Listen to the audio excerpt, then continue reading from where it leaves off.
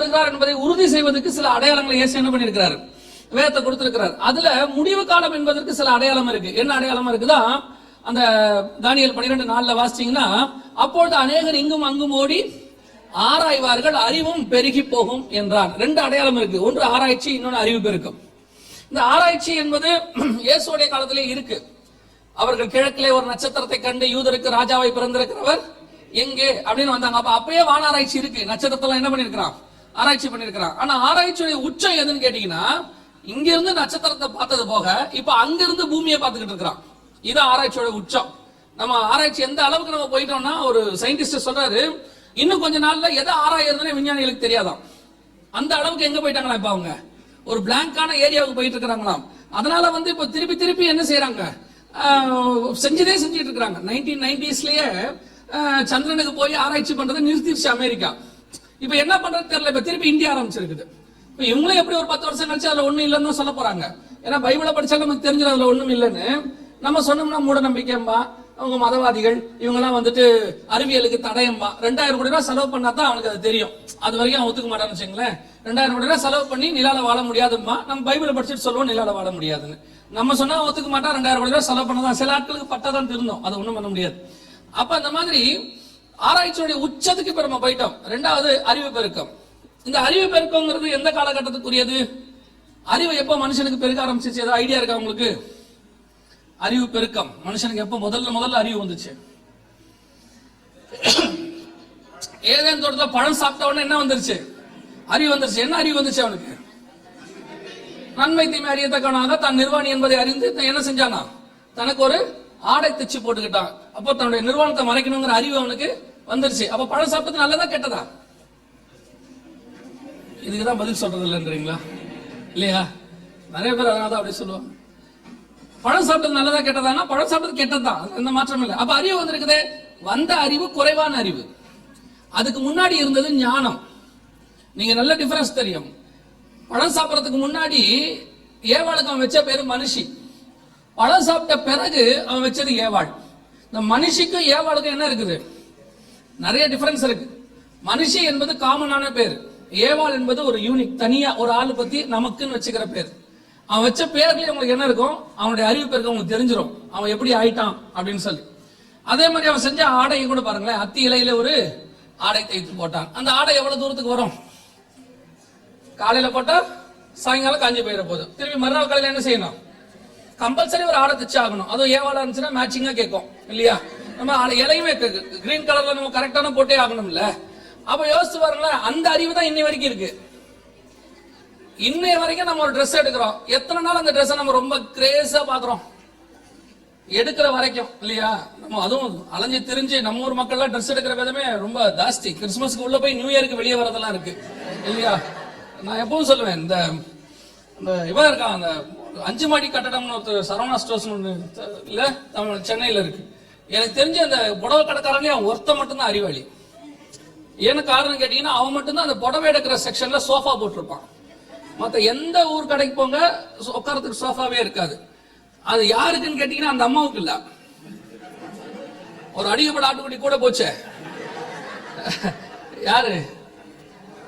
ஆமா, நான் போன காலம்லாம் ஒண்ணு இருக்கு. இப்போ நான் மனம் திரும்பிட்டேன். நான் இப்ப நான் எஸ்கேப் ஆயிடுறேன் கத்தர் கிருபையா. அந்த இடத்துக்கு போனோம்னா அங்க உட்கார்ந்து இருக்கிறவங்க பாத்தீங்கன்னா நம்மளும் பாவமா பாப்பான். போகும்போது நீ இப்பதான் வரியா, நான் ரொம்ப நாள் ஆச்சு அப்படிங்கிற மாதிரிலாம் உட்காந்துருப்பான். ஒரு சிலர்லாம் பாத்தீங்கன்னா ரொம்ப டீப் ஸ்லீப்ல இருப்பான். அவன் என்ன நேரத்தே வந்த மாதிரியும் அப்படிலாம் இருப்பான். அது எல்லாத்தையுமே எக்ஸ்ட்ரீம் லெவல். நான் ரொம்ப யோசிக்கிறது என்னன்னா, மைக்ல தேடுவான், உங்களை உங்கள் கணவர் தேடுகிறார். அப்ப அந்த அம்மா காணாமே போயிருச்சு. அந்த கடைக்குள்ள போய் அந்த அம்மா என்ன ஆயிடுச்சு, காணாமே போயிருச்சு. அவ்வளோ கஷ்டப்பட்டு அந்த ட்ரெஸ்ஸை எடுத்துட்டு வராங்களே, அது எத்தனை நாளைக்கு அதுக்கு மேல அவங்களுக்கு ஒரு கிரேஸ் இருக்குன்னு நினைக்கிறீங்க? நல்லா கவனிச்சு பாத்தீங்களா? இந்த சகோதரர்கள் ட்ரெஸ் எடுத்தோம்னா, சட்டை எடுத்தோம்னா ஆபீஸ் போட்டு போயிருவான். ஆனா சகோதரிகள் மட்டும் முதல்ல சர்ச்சுக்கு தான் கட்டுவாங்க. பாத்திருக்கீங்களா? என்ன லேவியராகமத்துல அப்படி இருக்கு. முதல் ஆடை எடுத்தவுடன் ஆசான இடத்துல கொண்டு வந்து காட்ட கடவுள் அவன் அதை அப்படி இருக்கா? அப்படி இல்ல பாருங்களேன். ஆனா அவங்க வருவாங்க, கண்டிப்பா. எங்க வருவாங்க? அதோட காரணம் என்னன்னா, அதுக்கு பின்னாடி ஒரு மிகப்பெரிய விஷயம் இருக்கு. அவன் உட்கார்ந்துட்டு திரும்பி வீட்டுக்கு போறதுல யாரோ ஒருத்தராவது கேட்கணும், இதை எங்க எடுத்தீங்க, ரொம்ப நல்லா இருக்கு அப்படின்னு கேட்டா அது சக்சஸ், இல்லைன்னா அது ஃபெயிலியர் அன்னைக்கு. அப்போ அந்த அளவுக்கு கஷ்டப்பட்டு ட்ரெஸ் எடுக்கிறோமே, அதோட கிரேஸ் எத்தனை நாள் இருக்கு? ஒரே நாள் தான். ட்ரெஸ்ஸுக்கு மட்டும் இல்ல, எல்லாமே தான். இந்த செல்போனை தவிர பெஸ்ட் ஒண்ணு இல்லம்மா, இதான் இருக்கிறதுல தி பெஸ்ட் அப்படின்மா. வாங்கி ஒரு மாசத்துக்குள்ள அடுத்த பெஸ்ட் வந்துடும்.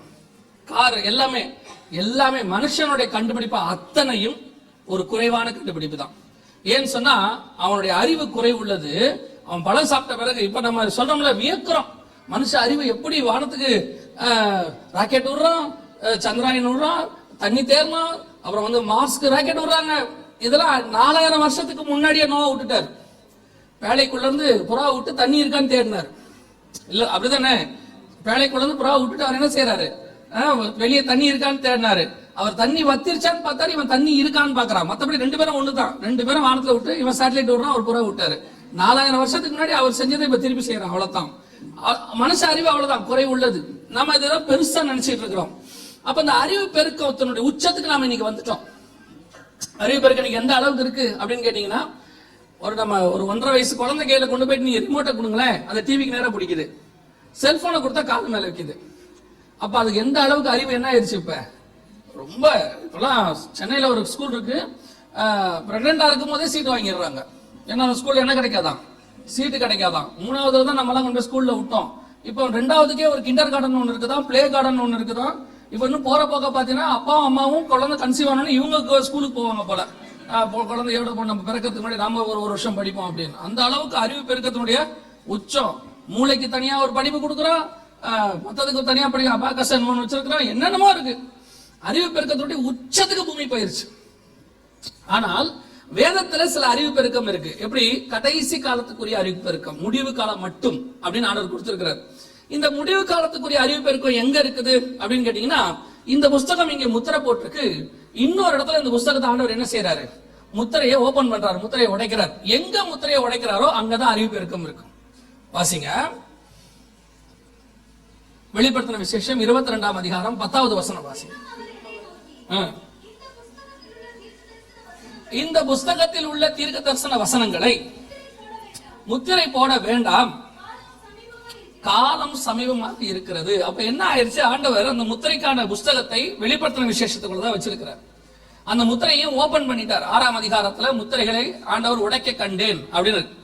சோ ஆண்டவர் இந்த கடைசி காலத்துக்குரிய சில அறிவு பெருக்கத்தை குறித்து, கடைசி காலத்துல என்னென்னலாம் கண்டுபிடிப்பாங்க, எப்படிப்பட்டதெல்லாம் கொண்டு வருவாங்க என்பதை குறித்து அநேக காரியங்களை வெளிப்படுத்தின விசேஷத்துல வச்சிருக்கிறார். பொதுவா அந்த வெளிப்படுத்தின விசேஷ புஸ்தகத்தை நம்ம அதிகம் படிக்கிறது இல்ல பாருங்க. ஏன்னா நம்ம அதுக்கு நம்ம சில ரெஸ்ட்ரிக்ஷன்ஸ் எல்லாம் போட்டு வச்சுட்டோம். அதுல ஒரு இருக்கிறதுலே ரொம்ப மோசமான ரெஸ்ட்ரிக்ஷன் என்னன்னா, புரியாது. எல்லாரும் சொல்ற ஒரே வார்த்தை என்னது, புரியாது. புரியாம இருக்கிறதுக்கு ஒரு புக் ஆண்டவர் தருவாரா? நம்ம எல்லாம் மண்டையை பிச்சுட்டு அலையும்னா கத்துற ஒரு புக்கை தருவாரு.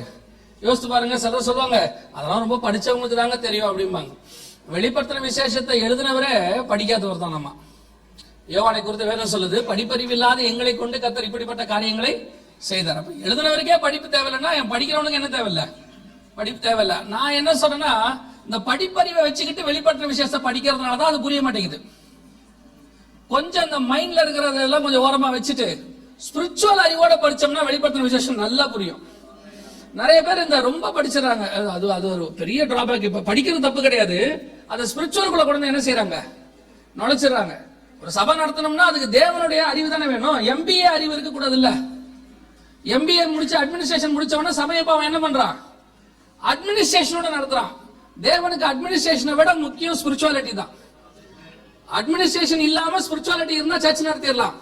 ஆனா ஸ்பிரிச்சுவாலிட்டி இல்லாம வெறும் அட்மினிஸ்ட்ரேஷன் இருந்தா சர்ச் நடத்தவே முடியாது. இன்னைக்கு அதான் இன்னைக்கு பிரச்சனை. அட்மினிஸ்ட்ரேஷனோட நிறைய பேர் இருக்கிறாங்க, ஸ்பிரிச்சுவாலிட்டியோட கொஞ்சம் பேர் தான் இருக்கிறாங்க. அந்த ப்ராப்ளம் தான் வெளிப்படுத்தின விசேஷத்துக்கு இருக்குது. வெளிப்படுத்தின விசேஷ பிரச்சனை என்னன்னா, அறிவை யூஸ் பண்ணி படிக்காதீங்க, அது கண்டிப்பா என்ன செய்யாது, புரியவே புரியாது, கன்ஃபார்மா புரியாது. அதை கொஞ்சம் நம்ம தேவனுடைய சமூகத்துல உட்கார்ந்து ஆவியானவர் துணையோட பிடிக்கணும். படிச்சீங்கன்னா அநேக காரியங்களை கர்த்தர் நமக்கு அதுல வச்சிருக்கிறார். இன்னைக்கு அதுல ஒரு பார்ட் அறிவு பெருக்கத்தை பத்தி மட்டும் நம்ம என்ன செய்ய போறோம், பார்க்க போறோம். இருக்கிற நேரத்துக்குள்ள நம்ம அதை பார்த்து முடிச்சிடலாம். முதலாவதாக வேதத்தில் சொல்லப்பட்டிருக்கிற அறிவு பெருக்கத்தோட சில காரியம். ஒரு காரியம் முதலாவது வாசிங்க, வெளிப்படுத்தின விசேஷம் 9ஆம் அதிகாரம், வெளிப்படுத்தின விசேஷம் 9ஆம் அதிகாரம் 6வது வசனத்தை வாசிங்க. வெளிப்பாடு 9:6 வாசிங்க.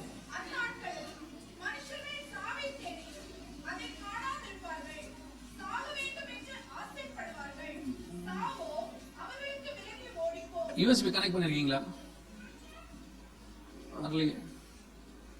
ரொம்ப கீழே இருக்கும். ஹேங் ஆயிட்டா பாருங்க, ஹேங் ஆயிருக்கா?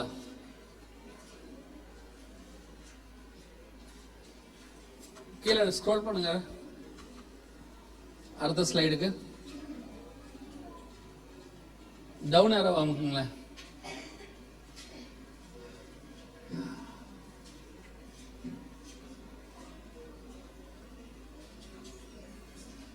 ஹேங் ஆயிட்டா?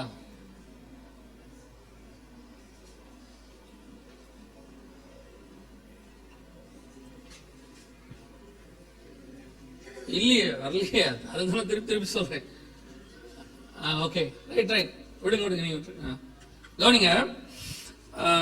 இல்லைன்னா கொஞ்சம் அப்படி மேல வச்சீங்கன்னா நான் அது யூஸ் இதா இருக்கும்னு நினைக்கிறேன். வெளிப்படுத்தல் 9:6 இந்த வசனம் பாருங்க. அந்நாட்களில் மனுஷர்கள் சாவை தேடியும் அதை காணாதிருப்பார்கள், சாக வேண்டும் என்று ஆசைப்படுவார்கள், சாவு அவர்களுக்கு விலகி. இந்த வசனம் கொஞ்சம் பெக்குலியரா இருக்கு பாத்தீங்களா? என்ன வசனமே வித்தியாசமா இருக்கும். இந்த வசனம் கொஞ்சம் பெக்குலியர். என்னன்னா, அந்நாட்களில் மனுஷர்கள் சாக வேண்டும் என்று ஆசைப்படுவார்கள். என்னைக்காவது மனுஷன் சாக ஆசைப்படுவானா? மனுஷன் சாக ஆசைப்படுற காலம் நீங்க என்னைக்காவது பார்த்திருக்கீங்களா? எந்த மனுஷனாவது நல்ல ஒரு 80-90 வயசானவங்களா இருக்கட்டுமே, ரொம்ப உடம்பு முடியலன்னு கூட்டு போய் ஹாஸ்பிட்டல்ல படுக்க வச்சு நல்ல ஆக்சிஜன் சிலிண்டர்லாம் மாட்டி மூக்க டியூப் எல்லாம் மாட்டிட்டு காதுல கேட்டு பாருங்களேன், போயிட்டு வரீங்களான்னு. என்ன செய்வாங்கன்னு நினைக்கிறீங்க? ஏன் போகணும், எப்படியாவது என்ன காப்பாத்துங்கம்பாங்க. அந்த உயிராசன்றது என்ன இருக்கும்? எல்லாருக்கும் இருக்கும். சில நேரத்தில் சகோதரிகள் வீட்டுல சொல்லுவாங்க, இந்த வீட்டுல இருக்கிறது பேசாம செத்து தொலைலாம், என்னைக்காவது கூப்பிட்டு பாருங்க.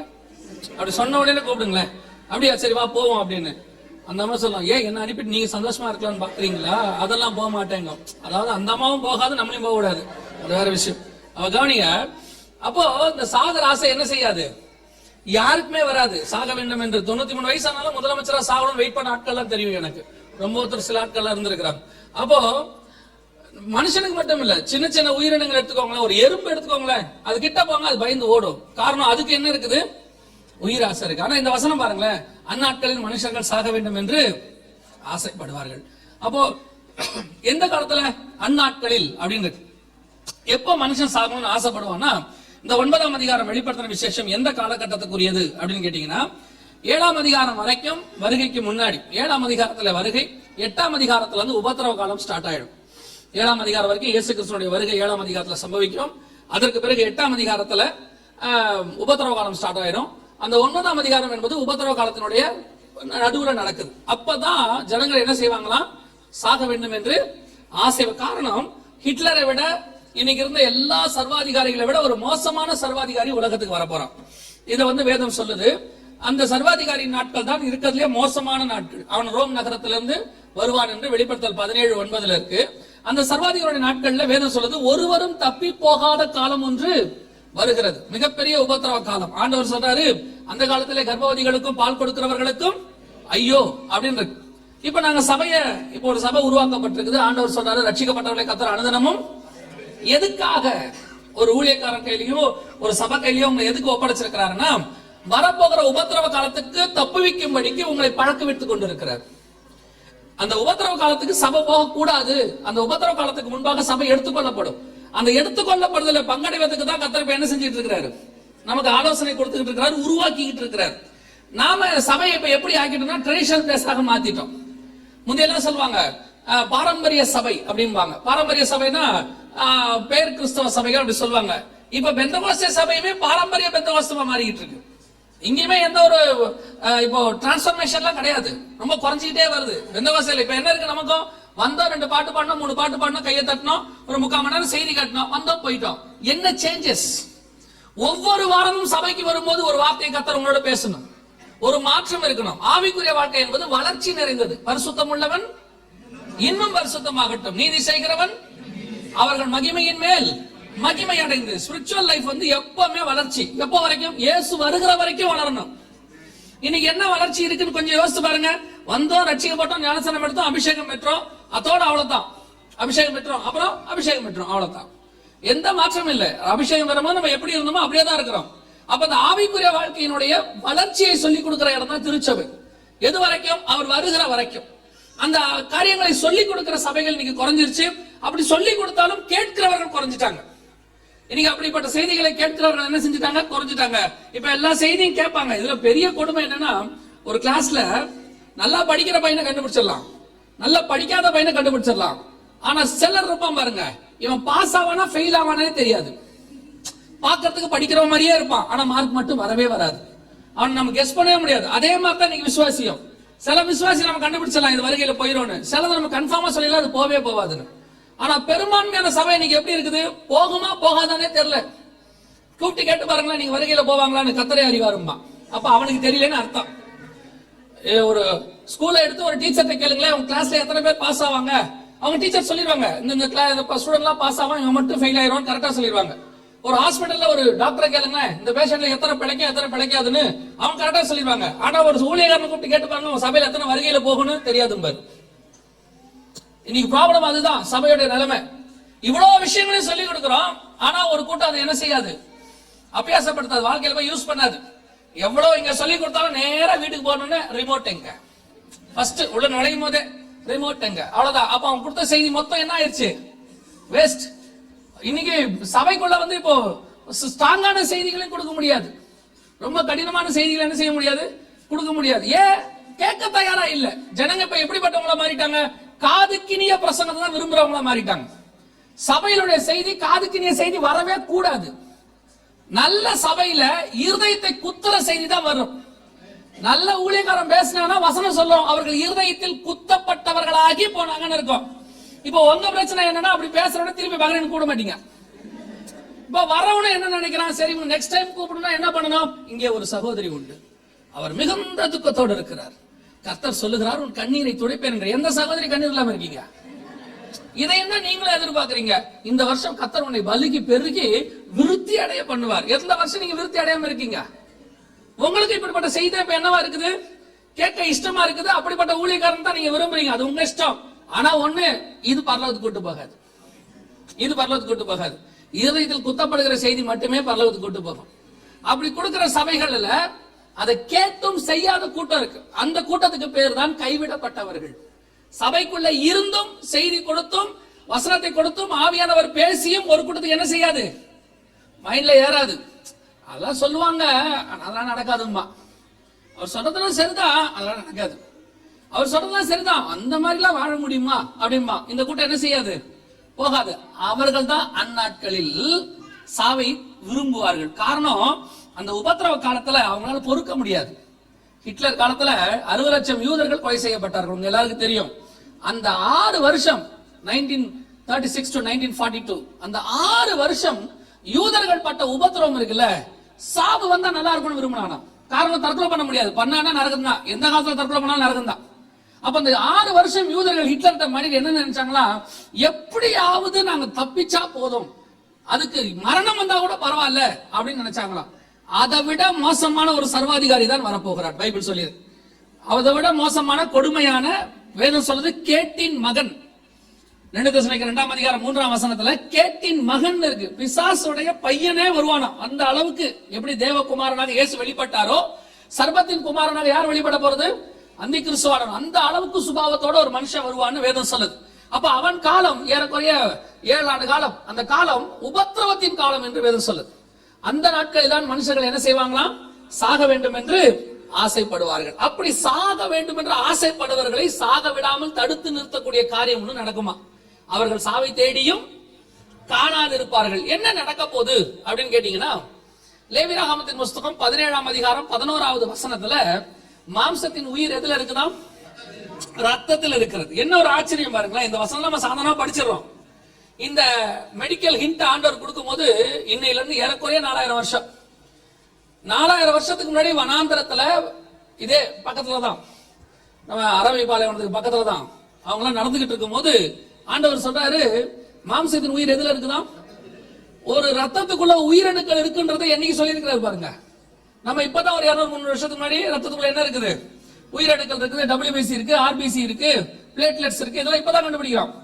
4000 வருஷத்துக்கு முன்னாடி பைபிள் சொல்றது ரத்தத்துக்குள்ள என்ன இருக்குதான், உயிரணுக்கள் இருக்கு. அப்போ இந்த ரத்தத்துக்குள்ள இருக்கிற உயிரணுக்களை இப்போ என்ன செஞ்சிருக்காங்கன்னா, ஆர்டிபிஷியலா கிரியேட் பண்ணிருக்காங்க. இதுக்கு பேரு ஆர்டிபிஷியல் பிளட் அப்படின்னு பேரு. ஆர்டிபிஷியல் பிளட் ஏறக்குறைய 10 வருஷமா ரெடி பண்ணிட்டே இருந்தாங்க. 2010ல இருந்து ரெடி பண்ணிட்டு இருந்தாங்க. 2020ல இருந்து அவைலபிள்னு சொன்னாங்க. இந்த ஆர்டிபிஷியல் பிளட்டோட பிரச்சனை என்னன்னு கேட்டீங்கன்னா, இதுல WBC கிரியேட் பண்ண முடியல அவங்களால.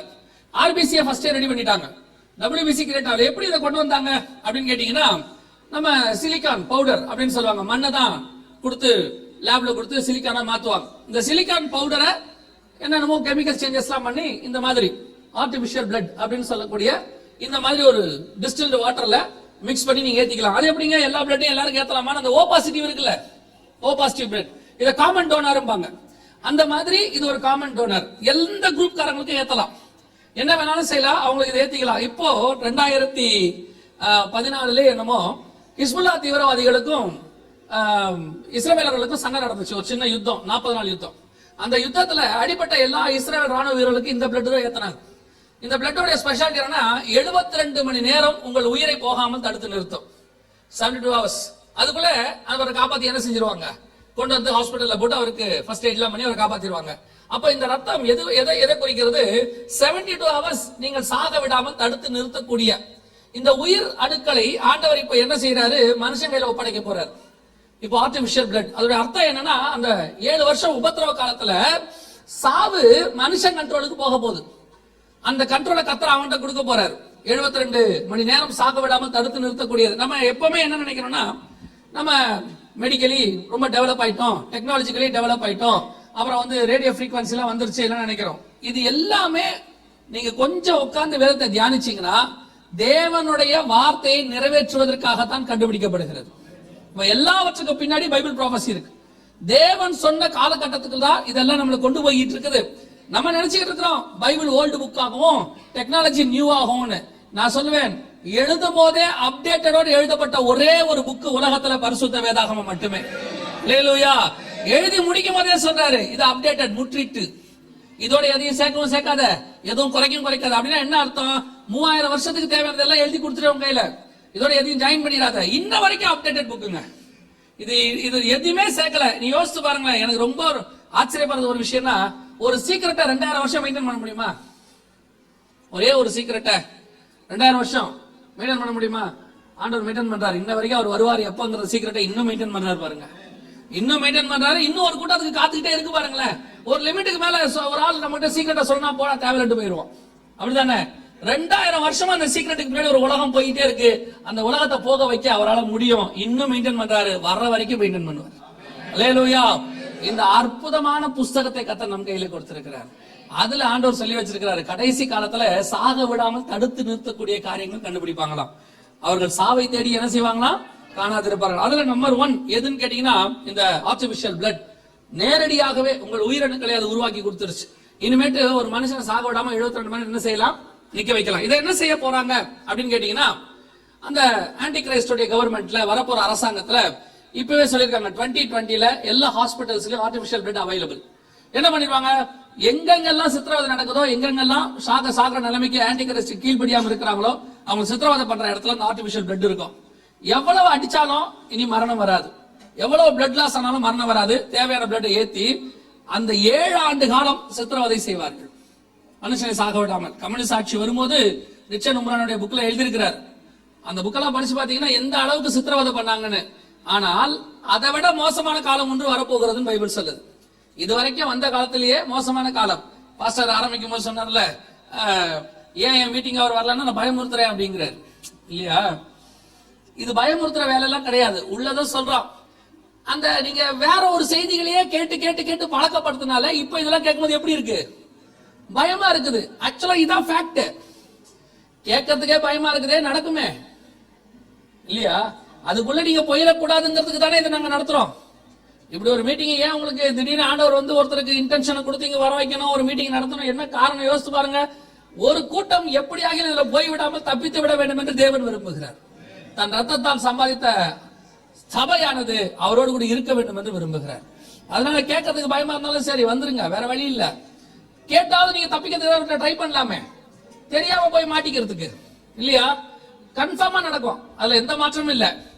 நீங்க பயப்பட்டாலும் சரி, பயப்படா விட்டாலும் சரி, நடக்கிறது தான். இன்னும் சொல்ல போனா ரொம்ப சீக்கிரம் நடக்கும். கடைசி காலத்துடைய மிக முக்கியமான தருணத்தில் நாம் வந்து நிக்கிறோம். ஒவ்வொரு காலகட்டத்திலும் தீர்க்கதரிசனம் நிறைவேறும் ஒரு குரூப் இருக்கும் பூமியில. இந்த கடைசி கால தீர்க்கதரிசனம் நிறைவேற இடத்துல நம்ம இருக்கிறோம். நம் கண்களுக்கு முன்பாக சாவு தடுத்து நிறுத்தப்படுவதற்கான மூல காரணம் கண்டுபிடிச்சாச்சு. இனி உயிரணுக்களை உடைய ரத்தம். இது number 1. Number 2 artificial heart. Number 3 artificial brain. இப்ப எல்லாம் ஆர்டிபிஷியல், எல்லாம் செயற்கை. ஒரு மனுஷனையே முழுசா ஆர்டிபிஷியல் ப்ராடக்டோட உருவாக்கிட முடியும் இப்ப இருக்க நிலைமைக்கு. எல்லாத்தையுமே கொண்டாந்துட்டாங்க. நீங்க ஆத்மாவை பத்தி கேட்காதீங்க, அது வேற விஷயம். இப்போ வெளியிறங்காம ஒரு சரீரத்தை முழுக்க முழுக்க இந்த ஆர்டிபிஷியல் பிரெயின் இருக்கு பாருங்க, இதெல்லாம் ரொம்ப அமேசிங். என்னன்னா 2020 இப்ப கிடைக்கும். 2020 ஆர்டிபிஷியல் பிரெயின் கிடைக்க போகுது. அதுல இருக்கிறதுல அந்த கருப்பு கலர்ல இருக்கு பாருங்களேன், இந்த லைட்ல உங்களுக்கு கொஞ்சம் மங்களா தெரியுது. அந்த கருப்பு கலர்ல இருக்கிறதெல்லாம் மெமரி சிப். நம்ம எஸ்டி கார்டு யூஸ் பண்றோமே, அந்த மாதிரி மைக்ரோ எஸ்டி கார்டு மாதிரி மெமரி சிப். உங்களுக்கு தேவை, உங்களுக்கு தெரியும், மூளைக்கு 2 வேலை தான். ஒன்று மெமரி, இன்னொன்று கட்டளை கொடுக்கிறது. இந்த 2 வேலை தான் மிக பிரதானமா மூளை செய்யுது. அதுல ஒண்ணு மெமரி, அந்த பிளாக் கலர்ல இருக்கு பாருங்க, அதெல்லாம் மெமரி. எவ்வளவு வேணாலும் ஸ்டோர் பண்ணிக்கலாமா. ஆனா நீங்க போயிட்டு 8 GB 16 GB கார்டு 300 ரூபாய்க்கு 400 ரூபாய்க்கு வாங்குற மாதிரிலாம் வாங்க முடியாது. நீங்க அப்படி ஃபீல் பண்ணிடக்கூடாது. ஆனா என்ன, இனிமேட் எவனையும் மூளை இல்லாதவனையும் திட்ட முடியாது, கிடைக்கும் எல்லாம். இனிமேட் எல்லாருக்கும் மூளை கிடைக்கும். மூளை சாவு என்பது இனிமேட்டு இருக்காது. ஆர்டிபிஷியல் பிரெயினை கொண்டாந்துடலாம். அதுக்கான வேலைகள் எல்லாம் செஞ்சு முடிச்சுட்டாங்க. ஆனா இப்போ வரைக்கும் என்ன ப்ராப்ளத்துல போயிட்டு இருக்குன்னா, ஒரு 3 செகண்ட்ஸ் லேட்டா வேலை செஞ்சுட்டு இருக்கு. நம்ம பிரெயின் வந்து அமேசிங் ஸ்பீடு இல்ல, சூப்பர் ஸ்பீட். என்ன பண்ணாலும் நம்ம பிரெயின் ஸ்பீடுக்கு எதுவுமே வராது. நீங்க வந்து 7.1 MBPS ஸ்பீட்ல நீங்க போன் கொண்டாந்தாலும் சரி, அல்லது நீங்க வந்து 200 GB ஸ்பீட்ல கொண்டாந்தாலும் மூளை அதோட ஸ்பீடு தான். நீங்க யோசிச்சு பாருங்க, ஒரு காலத்துல இந்த கம்ப்யூட்டர்ல ஏதாவது போட்டு விட்டோம்னா அப்படி சுத்திக்கிட்டே இருக்கும், பாத்துருக்கீங்களா? 256 kbps இருக்கும்போது இப்படி சுத்திக்கிட்டே இருக்கும். அப்போ நம்ம மூளை ஸ்பீடா இருந்துச்சு, என்னடா அது சுத்திக்கிட்டே இருக்குன்னு. இப்பவும் நமக்கு வந்து என்ன செம ஸ்பீட்ல இருக்கு, ஜிபி கணக்குல போயிட்டு இருக்கிறோம். இப்பவும் நம்ம மூளை எப்படி இருக்கு, அதை விட ஸ்பீடா தான் இருக்கு. இப்ப இவங்க கண்டுபிடிச்சிருக்கிற மூளை வந்து ஒரு 3 செகண்ட் லேட். எப்படி 3 செகண்ட் லேட் அப்படின்னு கேட்டீங்கன்னா, இப்ப நீங்க ரோட்ல போயிட்டு இருக்கும்போது ஒருத்தர் கிரிக்கெட் விளையாடிட்டு இருக்கிறார். கிரிக்கெட் விளையாடுறவர் ஒரு பால் எடுத்து அடிக்கிறார். அடிக்கும் போது பால் வருதா, என்னைக்காவது யோசித்து குடிஞ்சிருக்கீங்களா? இந்த பாலானது 70 மைல் வேகத்தில் தென்மேற்கு திசையிலிருந்து வருகிறது. என்னுடைய கழுத்தை நான் 45 டிகிரி சாய்க்கும் பொழுது பந்து கடந்து போகும். யோசிச்சிருக்கீங்களா? யோசிக்க மாட்டோம். ஃபிராக்ஷன் ஆஃப் த செகண்ட் அப்படிம்போம். காரணம் நம்ம மூளை அவ்வளவு ஸ்பீடு, அவ்வளவு ஸ்பீடா கட்டளை கொடுக்குது, வருது நகர்ந்துக்க அப்படின்னு. இது ஒரு 3 செகண்ட் லேட்டா வேலை செய்யுது. அடிச்ச உடனே சொல்லும் வரப்போது நகர்ந்துக்க அப்படின்னு சொல்ல. இப்ப என்ன சொல்றாங்கன்னா, இல்ல உண்மைதான், இப்ப இருக்க நிலைமை தான். இன்னும் 2020 இருந்து என்ன செய்யுமா, அதே ஸ்பீடுக்கு நாங்க கொண்டு வந்துருவோம் அப்படிங்கிறாங்க. கொண்டு வரலாம், கொண்டு வராமல் போகலாம். ஆனால் ஒன்று, இனி சாவை தடுத்து நிறுத்தக்கூடிய, மூளை சாவை தடுத்து நிறுத்தக்கூடிய மூளை இப்ப என்ன இருக்கு? மூளை சாவுல ஒருத்தனுக்கு சாவர்களுக்கு ஒரு 3 செகண்ட் லேட்டா வேலை செஞ்சா என்ன, மூளையாவது கிடைக்குமே. மூளை இருக்கு, ஆர்டிபிஷியல் ஹார்ட் இருக்கு, ஆர்டிபிஷியல் பிளட் இருக்கு. இப்போ நம்ம நிறைய, நம்ம கண் கூட ஒண்ணு நடக்குது. என்னன்னா, உலக மக்கள் தொகை 800 கோடி கிட்ட போயிருச்சு. உலக மக்கள் தொகை 800 கோடிக்கு போனதுக்கு காரணம் என்ன? வெறும் பிறப்பு விகிதம் அதிகரித்தது மட்டும் இல்ல, இறப்பு விகிதம் குறைஞ்சிருச்சு, டெத் ரேட் குறைஞ்சிருச்சு. இப்ப எல்லாம் மினிமம் ஒரு 60, 70, 80 அப்படி போயிட்டே இருக்குது. இந்த மெடிக்கல் மருத்துவம் அப்படின்னு இருக்கு இல்லையா, இப்ப யாரும் கோச்சிக்கப்படாது. யாரும் நீங்க எல்லாம் பெரும்பான்மையான அதுக்கு தான் வேலைக்கு வந்திருப்பீங்க இங்க. ஆனா உண்மைதான், இந்த மருத்துவம், கடைசி கால மருத்துவம் இருக்குல்ல, உங்களை ஆப்போசிட்டா திங்க் பண்ண வச்சிருக்கு வேர்ல்டு. எப்படி திங்க் பண்ணுது? நாம உயிர்களை காப்பாத்துறோம் இல்லையா, உயிர்களை காப்பாத்தி அவங்களை வாழ வைக்கிறோம். நம்ம வந்து ஒரு என்ன செய்யறோம், ஒரு தியாகமான ஊழியம், ஒரு வேலை ஒண்ணு பண்றோம், மக்களை காப்பாத்துற வேலை. ஆக்சுவலா இப்ப இருக்க மெடிசன் வந்து மக்களை காப்பாத்தல, யாருக்கிட்டே கொண்டு போய் ஒப்படைக்க போகுது. இந்த உயிரை தடுத்து நிறுத்துறதுங்கிறது யாருக்கிட்டே கொண்டு போய் என்ன செய்ய போகுது, ஒப்படைக்க போகுது. நல்லா தெரிஞ்சுக்கொள்ளுங்க, தேவன் ஜீவனை கொடுக்கும் போது வாங்கிக்கணும், எடுக்கும் போது விட்டுறணும். அதான் உண்மை. தேவன் ஜீவனை எடுக்கும் போது என்ன செஞ்சிடணும், விட்டுறணும். இந்த இருக்க போற கொஞ்சம் சேர்த்து கொடுத்தா நல்லா இருக்கும்னு கேட்டீங்கன்னா கதை முடிஞ்சு. அப்படி கேட்டவன் எல்லாம் நாசமா போயிட்டான். எசேக்கியா ராஜா தான் அதுக்கு நமக்கு நல்ல ஒரு உதாரணம். தேவன் கூப்பிடும் போது என்ன செஞ்சிடணும், போயிடணும். கேட்க நல்லா தான் இருக்கான்னு போக மாட்டான். நான் சொல்றது கேட்கறதுக்கு எப்படி இருக்கும், ஸ்பிரிச்சுவலி நல்லா தான் இருக்கும், ஆனா போகிற ஆசை என்ன செய்யாது, வராது. நல்ல பரிசுத்தவான்களுக்கு அது வரும். அவங்க வந்து இதெல்லாம் யோசிக்கவே மாட்டாங்க. கர்த்தர் பவுல் சொல்றாரு பாருங்க, நான் ஆசை போகணும்னு என்ன செய்யறேன், ஆசைப்படுகிறேன். ஏன்னா அதான் உண்மை, ஸ்பிரிச்சுவலுடைய ஸ்டாண்டர்ட் அதான். இப்ப நம்ம அந்த கடைசி காலத்துல மருத்துவம் என்ன செய்யுது, எப்படியாவது என்ன காப்பாத்திருங்க இல்ல, கொண்டு போய் நம்ம அப்படித்தானே சொல்றோம். அதுல வேற சொல்றாங்க, அவரு உயிரோட இருப்பாரு, பட் ஆனா பரவாயில்ல இருக்கட்டும்ன்றான். அப்படி இருந்து அவர் என்ன பண்ண போறாரு இப்ப இல்ல, கேட்கும் போது கொஞ்சம் கொடூரமா இருக்குல்ல. ஆனா உண்மை அதுதான். தேவன் கூப்பிடும் போது என்ன செஞ்சிடணும், போயிடணும். அதான் நல்லது. இருந்தோம்னா பின்னாடி ரொம்ப பிரச்சனை வரும். அதுக்கப்புறம் அவனே ஜோம் பண்ணுவான், இவர் இருக்கிறதுக்கு எப்படியாவது போனா நல்லா இருக்கும் அப்படிமா. அதுக்கு 2 ஊழியக்காரனையும் வச்சிருக்கான், தேவசித்தம் நிறைவேறும்படி ஜோம் பண்ணுங்க. அவர் வேற சொல்றான், அவர் ரொம்ப ராசிக்காருங்க, அவர் ஜோம் பண்ண எங்க பாட்டி செத்து போயிட்டாங்கன்றான். எப்படி இருக்கும் யோசிச்சு, என்ன ஒருத்தர் அப்படி கூப்பிட்டாங்க, ரொம்ப உடம்பு முடியல எங்க பாட்டிக்கு, நீங்க வந்து ஜோம் பண்ணுங்க, நான் வரவே மாட்டேன்ட்டேன். ஒருவேளை போய் நம்ம ஜோம் பண்ண நேரத்தில் அந்த அம்மா போயிருச்சுன்னு வச்சுங்க, அதுக்கப்புறம் யார் யாரெல்லாம் எழுத்துருக்குதோ அப்புறம் நம்மள கூப்பிடுவான். அவர் கூப்பிட்டு நல்லா ஜோம் பண்ணா உடனே போயிருவோம்பா. நல்லா கவனிச்சுக்கொள்ளுங்க. அப்ப இந்த மருத்துவம், மெடிசன் முழுக்க இப்போ இந்த கடைசி காலத்துல என்ன கேட்டீங்கன்னா எப்படி போயிட்டு இருக்குன்னா ராங் டைரக்ஷன்ல போகுது. உங்களுக்கே தெரியும், ஆனா நீங்க ஒத்துக்க மாட்டீங்க. மருந்துங்கிறது கியூர் பண்ணும் தானே. இப்ப எந்த மருந்து அது கியூர் பண்ணுதா? சஸ்டெயின் பண்ணுது, அப்படிதானே? அப்படியே வச்சுக்குது. டாக்டர் சொல்றாரு லைஃப் லாங். சுகருக்கு லைஃப் லாங் மாத்திரை போடுறோம், பிபிக்கு லைஃப் லாங் போட்டா எப்படி லைஃப் லாங் ஆகும்? Life short. சொல்லும் போது லைஃப் லாங் போடணுங்கிறாங்க. மருந்து தான் அது என்ன செய்யணும்? நியாயமா கியூர் பண்ணணும். 25 வருஷத்துக்கு முன்னாடி நீங்க ஹாஸ்பிட்டலுக்கு போனீங்கன்னா, அப்பெல்லாம் கவர்மெண்ட் ஹாஸ்பிட்டல் தான், 30-40 வருஷத்துக்கு முன்னாடி போனீங்கன்னா 3 மருந்து தான் இருக்கும். பச்சை கலர்ல, மஞ்சள் கலர்ல, வெள்ளை கலர்ல 3 பாட்டில் வச்சிருப்பாங்க. உலகத்துல வர மொத்த வியாதிக்கு அந்த 3 பாட்டில் தான். வயிறு சம்பந்தப்பட்டதுக்கு வெள்ளை, ஜுரம் சம்பந்தப்பட்டதுக்கு பச்சை, மிச்ச மீதி எல்லாத்துக்கும் மஞ்சள். நிஜம். ஆனா சரியாயிரும், இப்ப எல்லா கலர்லயும் மாத்திரை இருக்கு, இல்ல எல்லா பேர்லயும் இருக்கு. A to Z எல்லா பேர்லயும் என்ன இருக்கு? மாத்திரை இருக்கு. அதான் நான் எப்போ சொல்வேன், ஒரு நிறைய ஸ்கூல்ஸ் வந்துருச்சுன்னா அந்த ஏரியால யார் குறையணும்? எப்படிப்பட்டவங்க குறையணும்? படிக்காதவங்க குறையணும். ஏன்னா நிறைய ஸ்கூல்ஸ் வந்துருச்சு, அப்ப படிக்காதவங்க என்ன செய்யணும்? குறையணும். அப்ப நிறைய ஹாஸ்பிட்டல் வந்தா என்ன குறையணும்? ஆனா நிறைய ஆயிட்டு இருக்கு, அப்ப ராங்கா போகுது அப்படின்னு அர்த்தம். இது முதலாவது. 9:6 வெளிப்படுத்தின விசேஷம். கடைசி காலத்தில் சாக விடாமல் தடுத்து நிறுத்தக்கூடிய காரியங்கள் கண்டுபிடிக்கப்பட்டாக்கி விட்டது. ஆண்டவர் சொன்னபடி இப்ப அந்த ஸ்டேட்ல தான் உலகம் இருக்கு. எங்க போனாலும் ஹாஸ்பிட்டல்ஸ், எங்க போனாலும் மெடிக்கல் ஷாப். நீங்க கடைசியா ஒண்ணு சொல்லிட்டு அடுத்த பாயிண்ட்டுக்கு போறேன். கொஞ்சம் கவனிச்சு பாருங்க. இந்த மெடிக்கல் டிபார்ட்மெண்டோட சிம்பலை மட்டும் கவனிங்க. ஒரு 10 வருஷத்துக்கு முன்னாடி பிளஸ் இருந்துச்சு, ரெட்ல கிராஸ் இருக்கும். ரெட் கிராஸ் எதுக்கு வச்சிருந்தாங்கன்னு கேட்டீங்கன்னா, இயேசு கிறிஸ்து சிலுவையிலே ரத்தம் சிந்தி அவருடைய காயங்களால் நாம் குணமாகிறோங்கிறதுக்கு அடையாளமா தான் ரெட் கிராஸ் வச்சிருந்தாங்க. இப்ப என்ன இருக்கு?